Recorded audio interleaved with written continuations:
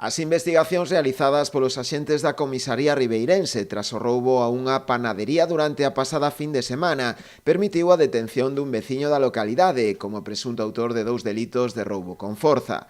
Ao parecer, os axentes atoparon o individuo en cuestión nas inmediacións do lugar no que se produciu o roubo.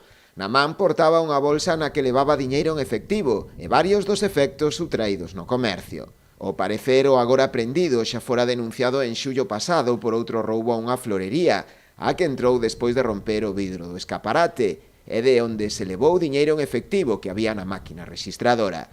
Daquela os axentes non puideron detelo ou darse á fuga, pero as investigacións realizadas posteriormente polos axentes permitiron determinar que se trataba da mesma persoa agora detida.